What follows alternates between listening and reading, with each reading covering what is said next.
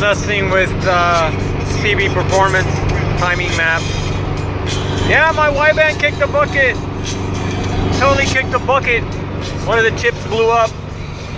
It's a multiple rectifier chip. Has 4 negative legs that change voltage, or change the amount of ground they get. It's actually a very common part that blows on that, so I found out. 41 cents. So I went ahead and ordered it. So I'm gonna go ahead and install it. If it doesn't work, we'll just go to plan B. So, yeah, right now I'm just messing with the timing. Messing with my timing. I'm noticing that, oh my God, now that I've got my idles correct, now that I got my air correctors correct, and my mains, right now I am getting 30 miles per gallon. Yes, that's not a typo. It's not a dyslexic typo. 30 miles per gallon on a 2.0 liter with dual carbs. It's like, whoa. So I'm just trying to squeeze out as much fuel as I can, or as much mileage as I can on this thing. But yeah, I'm gonna fix my Y2 sensor. So let's get to it.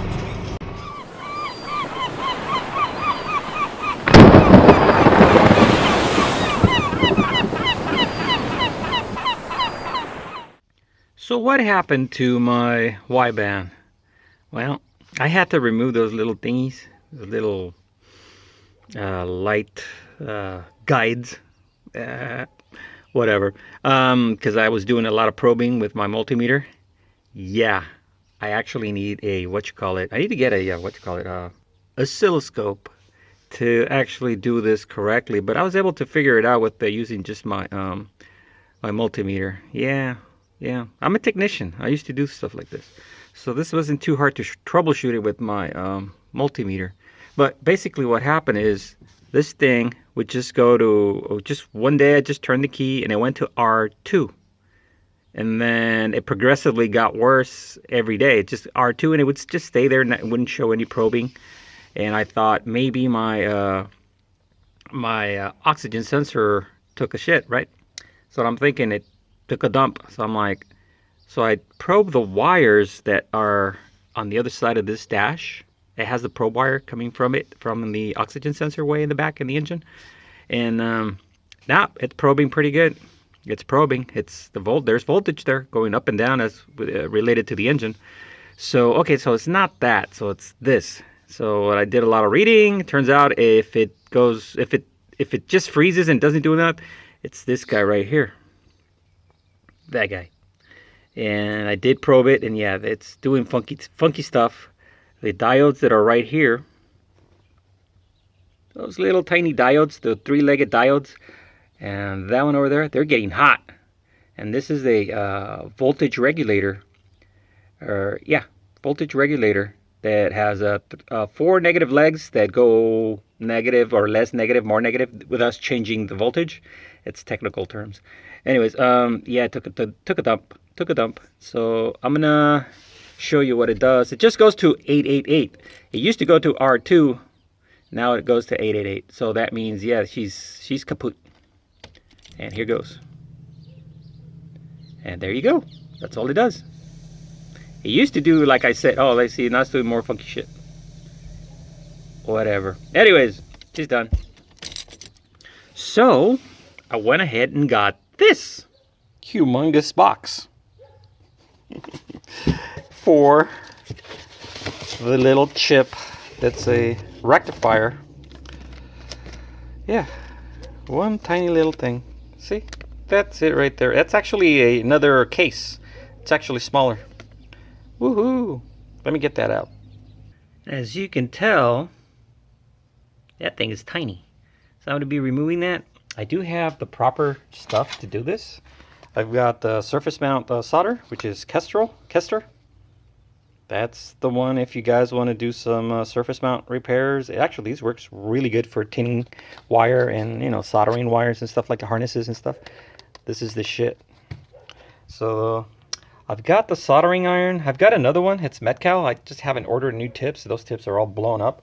So I'm going to try to use this one and Mickey Mouse my way to soldering that thing. There's a lot of little tricks of the tray that, you know, that I've learned over the years. So this shouldn't be that difficult to do. So I'm going to go ahead and replace that. Hopefully that will repair my problem. If it doesn't, we'll go to plan B. Okay, and we're going to try to take that off. I don't have solder wick, which would be ideal to remove all the solder so I could just take it off, but I don't. I do have a solder sucker. Oops. Yeah, it's fired. Yeah, it's just, you know, that's what it does. It sucks all the solder out of there. Poof. So what I'm going to do is the next best thing. When I would run out of solder wick, I would just improvise. And improvising means adding a lot of solder. What? Yeah, it's counterintuitive, but that's just the way it is. First of all, I'm going to tin my tip. Yeah, tinning is always very important when you start a project. Freshly tin generally means solder is going to flow really nice. So I'm going to clean that.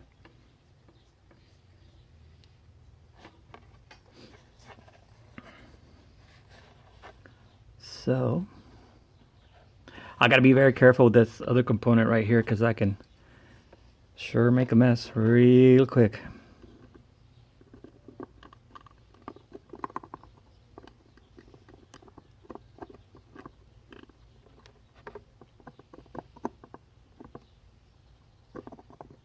Okay, perfect. What I want to do is I just want to create a huge bubble of solder.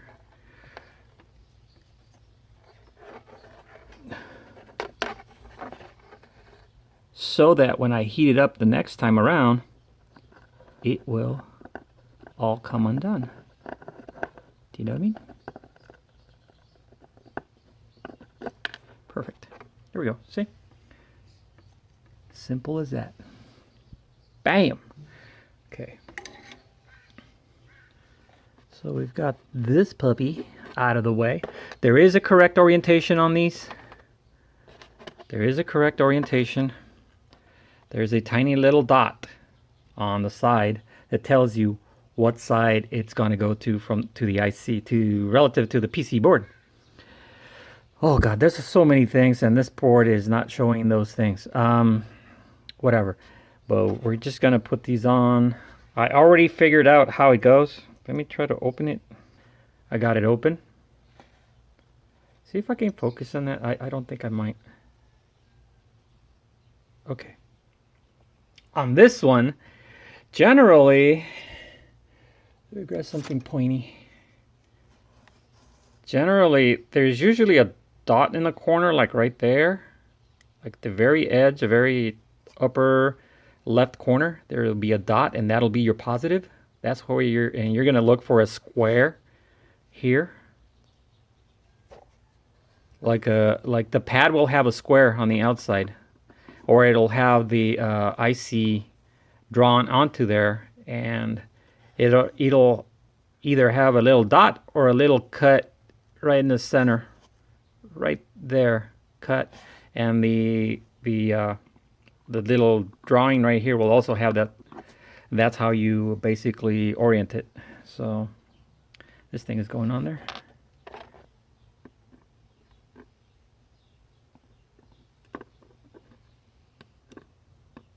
Just wish I had a more stable tweezer. This one's got the points on the end, so it's not helping me.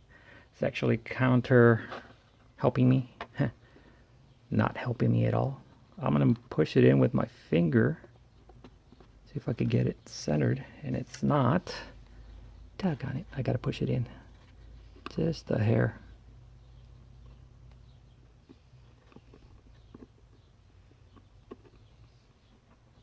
Right there. I just need one leg soldered, then I can fix it.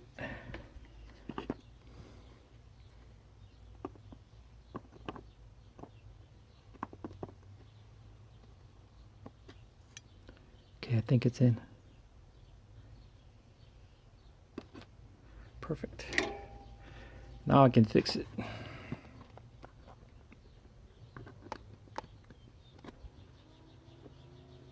Perfect. Got it. Perfectly centered.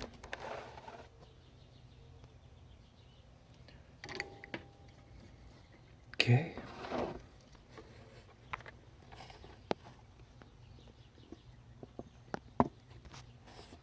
No, I get it.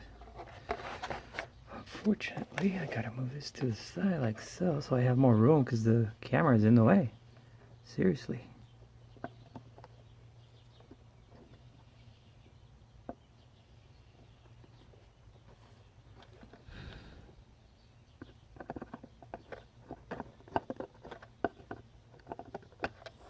Don't panic. No panico. Yeah. Oh no, he bridged all the components. Oh God. I'm gonna go this way. No. Trying to make room. Gotta get this higher. Because I can't see. I can't work. I don't have the room because of the camera.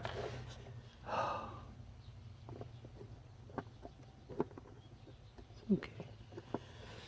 Okay. Okay. Let me. I purposely solder bridged everything. It's only because I'm going to be doing this real quick. Oh, one more. It's got one more solder bridge.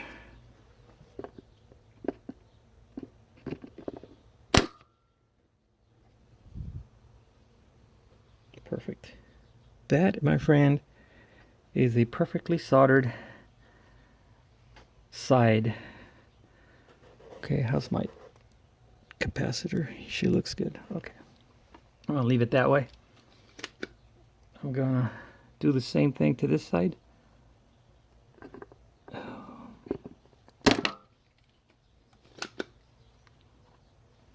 Oh, would you look at that? Looks like it just worked out perfectly. Gotta add more solder on the top leg. I don't have the steady hands that I used to. Man.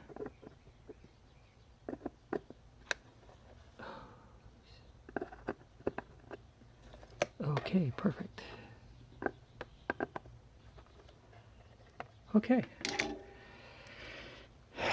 She is either going to fire up or go up in flames. Okay. Yeah, she's good. Yep, she's good. That's really ugly up there. Let me see if I can fix it. This is the ugly. There we go. She don't look that ugly no more. All right. I don't. This is not the This is not the proper tip for this. This is too thick. Believe it or not, even though this is tiny, even though this is kind of tiny, it's too big for this kind of work. But like I said, we just have to Mickey Mouse it and do what you gotta do. Okay. All right.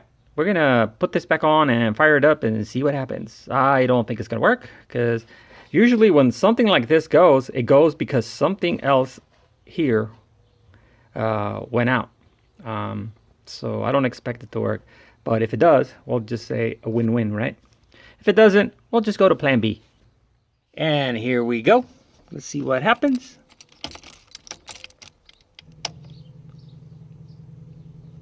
Oh. It just lit up. Can't really see it. Let me turn off the flash. There you go. It's just 888. Now, there's more damage. There's a lot of damage here. Let's see if these diodes are getting hot. Oh yeah, they're still getting hot. These diodes are like, they actually burned my finger. Anyways, she's done. Okay, I'm not gonna spend any more time on this. I figured 41 cents, you know, it was 41 cents for that part. I figured I'd give it a try, see if that would fix it, but it didn't. Therefore, let's just go to plan B. What is plan B, You'll find out soon enough. We're just gonna Oh, it's a little dark. Wha-bam!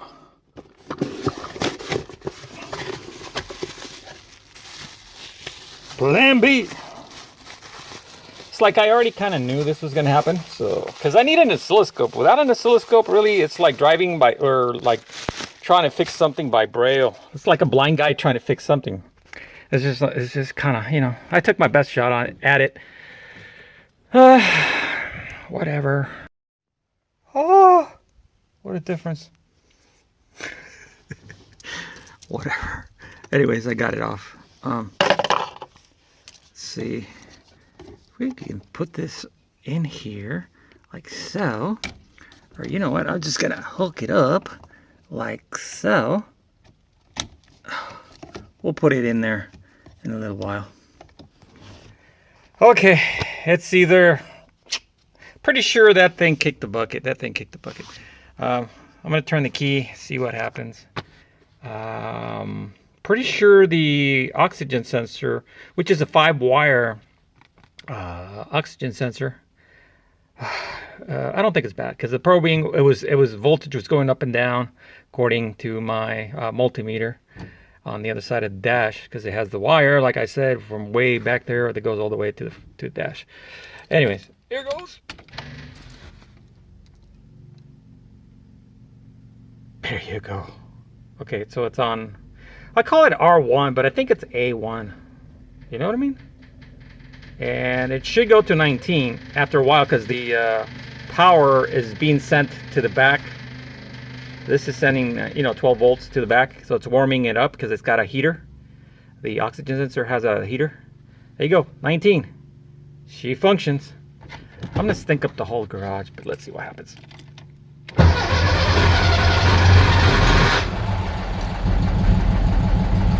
There you go. She works. And I got a blue one because the red one was kind of getting kind of old. Oh, I better turn this off. I'm just gonna stink up the whole garage. All right, muchachos, sometimes shit happens. Doesn't go your way. On the bright side, I got more cable for blue. For the blue bug. So, future project for that, because that engine is going to go into blue. That's a 2234. So that's a hell of a fun engine. So if anything, what I'll probably do is I might actually do an IDF carburetor, but I'm just going to do the center manifold using the same end casts. You know, it's not going to be a dual carburetor. It's going to be a single carburetor.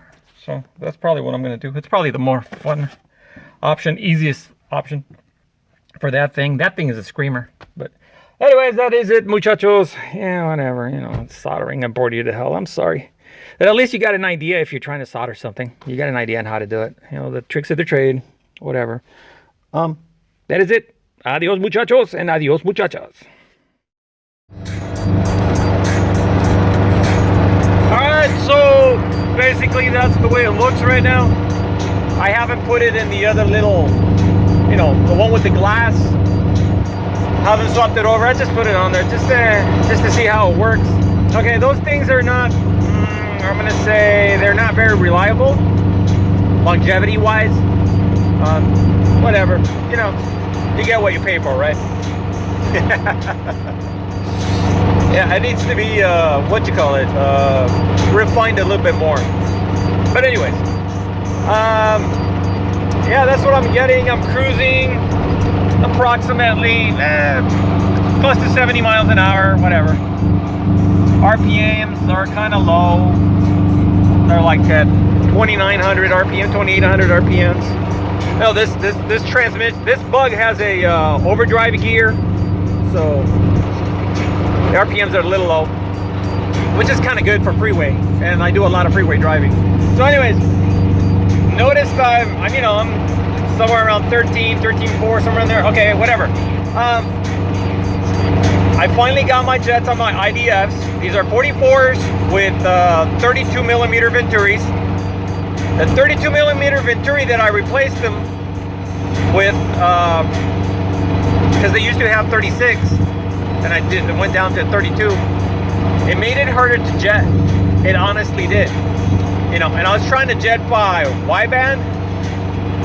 No, no, no, no, no, no. No, no, no, no, no, no, no.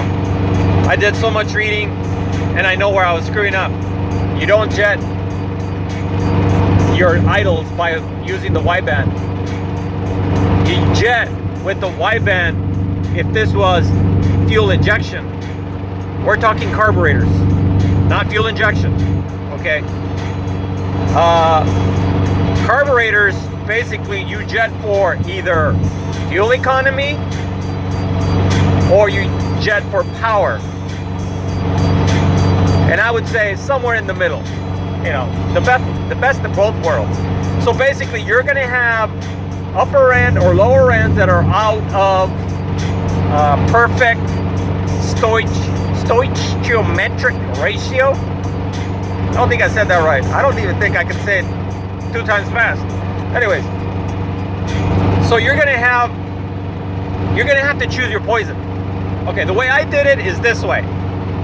I basically removed the stacks, the silver, the brass stacks on the carburetors, the 2 of them per carburetor. You know, the ones that hold your main jet and your air jet. Took them out. Then I went for a drive with my idles. The reason I do that is because I want to know when I run out of fuel. And basically I went down on my idles slowly but surely. Went down on my idles until I started popping and misfiring on all at, you know, below 3,000 RPMs, because your idles are only good for about 3,000 RPMs. Anyways, at all speed, it started bucking in bunco when I went down to, on this 2-liter engine, I went down to, what was it, 47s. It started dip, ran like crap. Okay, so I went back up to 50s.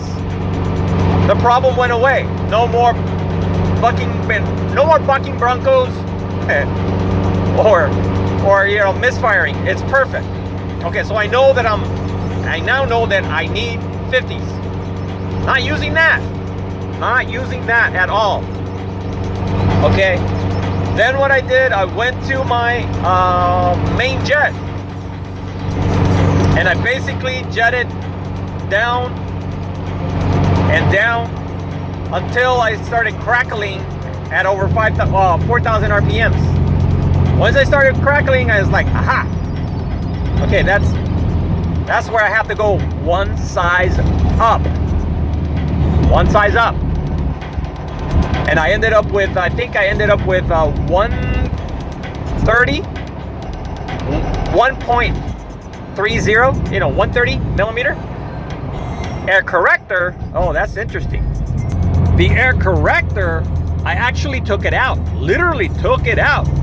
In essence, I'm running a 300 millimeter, or a 3.00 millimeter jet when you take them out. Okay, you take them out. And basically saw what the wideband was doing. And basically, I basically brought down that number because it was going to like 15 and 16, and it was staying there throughout my driving in the freeway. So I needed to, what do you call it? Increase my, no, I'm sorry. I was trying to get a feel where it's at when I take them out. Because I started with 160s. It didn't go too well. It ran really rich, you know, when cruising on the freeway. It was running like 11.5, 11.2, and with the 160s. So I went to 180s, slightly improved, but not good enough. I went to 200s, it got better, but it wasn't quite there. And then I went with 220s, and it's almost there. So I just went with 230s, and boom, that was the magic number right there. I could probably run 240s on the air correctors, but basically that's how I did it. I just wanted to know when those air correctors begin to work, so I took them out just to see what I would get. Like I said, it's like having 300s when you take the air correctors out, and just basically got an idea. When I did that, I was like, oh my god, I needed huge air correctors. So that's why I went to 240, almost 230, I'm sorry. 230. And basically I got it to do what I wanted to do. Yeah, I still have to fix my what do you call it, adjustment screw a little bit more, a slight adjustment, so I could get those into the 13s. Okay, whatever. But that's how I got it to work. That's how I got it to work. So that's how I did it. Just so you guys know, that was my experience. Okay, that is pretty much it. Okay, this time I'm gonna shut up. Goodbye.